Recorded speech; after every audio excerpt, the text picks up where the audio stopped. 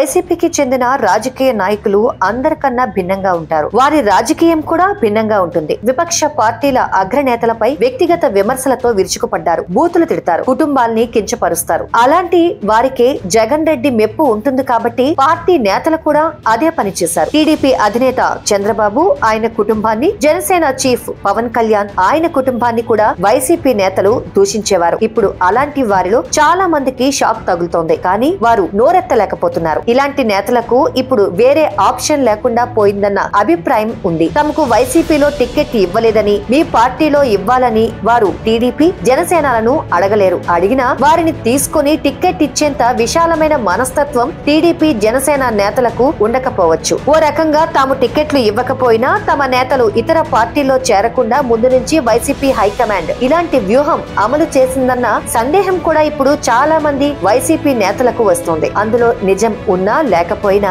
ఈ కారణంగా తమకు ప్రాధాన్యం దక్కకపోయినా తప్పనిసరిగా వైసీపీలోనే ఉండాల్సిన పరిస్థితుల్లో కొంతమంది నేతలు ఉన్నారు. వారు జగన్ పై, పార్టీపై సంపూర్ణ విశ్వాసం ప్రకటించాల్సిందే. కాస్తంత అసంతృప్తి వ్యక్తం చేసినా రెండు పార్టీలకు కాకుండా పోతారు. అదే సమయంలో వైసీపీ అధినాయకత్వం టికెట్లు నిరాకరిస్తున్న వారిపై ఓడిపోతున్నారనే మారుస్తున్నామన్న ముద్ర వేస్తోంది. ఇది ఆ ఎమ్మెల్యేలకు ఇబ్బందికరంగా మారుతోంది. తాము ప్రజలకు అందుబాటులో లేమని, అవినీతికి పాల్పడినందువల్లే ప్రజాభిమానం కోల్పోయామన్న భావన ప్రజల్లో ఏర్పడుతున్నా వారేమీ చేయలేకపోతున్నారు. కొంతమంది ఆరోగ్య కారణాలతో పోటీ నుంచి వైదొలుగుతున్నట్లు ప్రకటిస్తున్నారు.